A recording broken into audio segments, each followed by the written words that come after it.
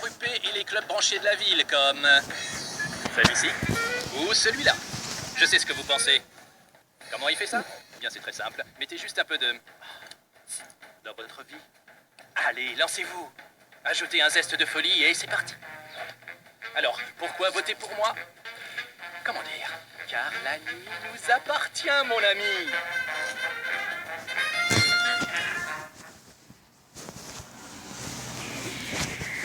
Alors, Depuis toutes ces années... bonjour à tous les amis, alors c'est WiseGaby, on se retrouve pour, on va dire, le top 10 de morts les plus stupides. Alors, je vais écouter une vidéo. L'histoire de l'humanité, c'est quand même étonnant que personne n'ait réussi à ne pas mourir. Voilà le point commun qu'on a tous, on est mortels. Puisque la mort est un passage obligé de nos vies, certains s'y sont illustrés de manière particulièrement stupide. Bien. Ça fait longtemps que je voulais faire ce top 10, mais j'avais un problème, comment illustrer toutes ces morts. J'ai donc fait appel à un créateur de cartoon, et plus précisément de Cartoon Crash, ça tombe bien, j'ai nommé...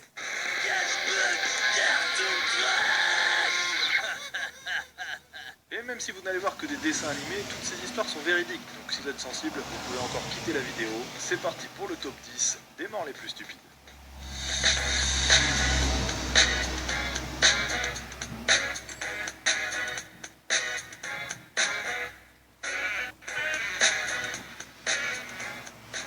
Numéro 10, en Alaska, un homme accompagné de son chien a eu la bonne idée de lancer un bâton de dynamite sur un lac gelé. Vous allez voir que ce n'était pas une si bonne idée que ça. Tu vois, mon vieux, pour le philosophe, la vie n'est qu'une éternelle quête de connaissances. Une série de questions existentielles auxquelles il faut trouver des réponses afin d'acquérir ce sentiment de plénitude uniquement réservé aux plus sages. Et c'est une question que je vais vous poser, c'est à quel point la glace d'un lac gelé est-elle solide? Et tu sais quoi? Il n'y a qu'une seule façon de le savoir. L'instant X. Cette seconde fatidique où l'on réalise qu'on vient de faire la plus grosse bêtise de sa vie. Non, reviens ici, abruti! Au pied, tout de suite! Non. Casse-toi, sale bête, dégage! Et voilà. Pauvre bête. Numéro 9, avez-vous entendu parler du roi Louis III, arrière-petit-fils de Charlemagne? À 18 ans seulement, sa mort est l'une des plus ridicules France. Salutations, bel enfant. Que diriez-vous de m'accompagner pour une petite balade? Je te vois venir, mon coco. Laisse tomber, ça m'intéresse pas. N'ayez crainte, ma douce, je ne veux aucun mal. Daignez m'honorer de votre compagnie le temps de passer derrière ces buissons. Je suis déjà marqué, lâche l'affaire, coquin. Jeune pucelle, tu vas surveiller tes manières. Je suis Louis III, roi des Francs, ton seigneur et maître.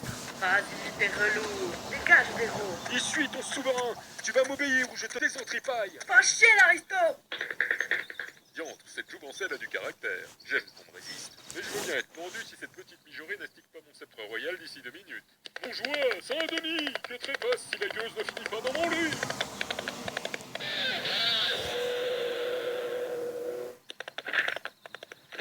Oh mon Dieu, il est mort. Je dirais même plus, il est raide. Numéro 8, cette histoire se passe sur un marché de Saint-Louis aux États-Unis lorsqu'un voleur de hot dog s'est un peu trop précipité sur son butin.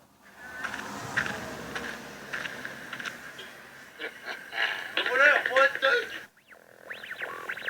Appel à toutes les unités. Un 1091 à l'angle de la 17e et de la 23e avenue. Un 10,91. Encore un voleur de hot dog. Il faut intervenir. T'as raison, Adolphe. On peut pas laisser passer ça. Je suis trop vieux pour ces conneries. Saloperie de flic. Vous m'attraperez de tête, mais vous aurez jamais mon butin.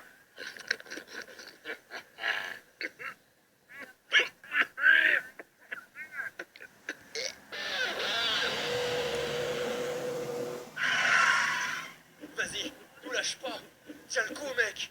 Oh, ben ça, c'est une sacrée saucisse. Non, inutile d'insister, je ne ferai pas de blagues sexistes. Numéro 7, alors là on en tient un bon. Un terroriste qui envoie une lettre piégée, mais qui oublie de mettre un teint et surtout qui met son adresse au dos de la lettre, juste au cas où. Oh, je connais quelqu'un qui va avoir une surprise mortelle en ouvrant son courrier. Je suis diabolique.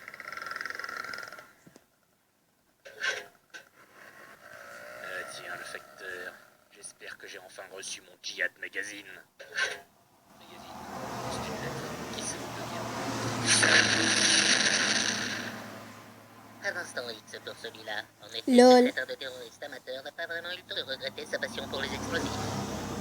Numéro 6, une histoire qui se déroule sur l'île de Saint-Martin dans les Antilles, dans un strip club, lorsqu'un client a enlevé le soutien-gorge d'une fille avec les dents.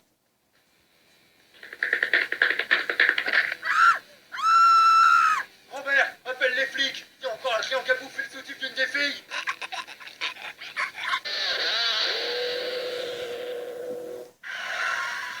Sale affaire, c'est triste de mourir aussi jeune.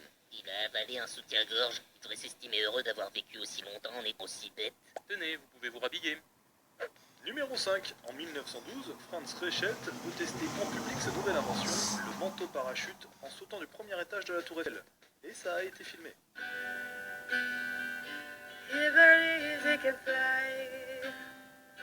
Arrête tes conneries, Franz, tu vas encore t'écraser. Je suis à peine de l'hôpital. À chaque fois, il foire son parachute. C'est parce que d'habitude je saute pas d'assez haut. Mon parachute a pas le temps de s'ouvrir. Et arrêtez de m'appeler Franz. Je suis Batman. Salut Batman, écoute-moi ce tocard, on croit en toi. Ouais, vas-y Batman. Vers l'infini et au-delà. Oh non, le con, il l'a fait. Ouais, en fait, il ralentit pas des masses.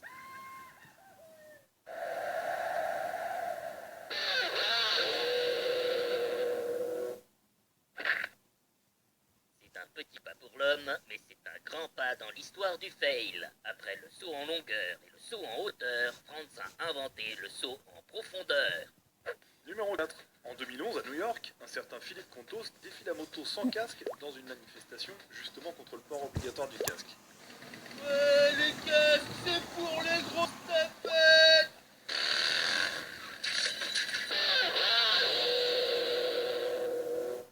Ah ben c'est trop bête, il va pas pouvoir participer à la manifestation nocturne de demain pour protester contre le port du gilet jaune. Numéro 3, à Toronto, Gary Hoy voulait démontrer à des étudiants la solidité des vitres au 24e étage d'un building. Je me sens jamais vraiment en sécurité dans les gratte-ciel. Chers visiteurs, n'ayez crainte. Ce building est le plus sécurisé de la ville. Ces vitres sont totalement incassables et je vais vous en faire la démonstration. Gary, je suis pas sûr que ce soit une très bonne idée.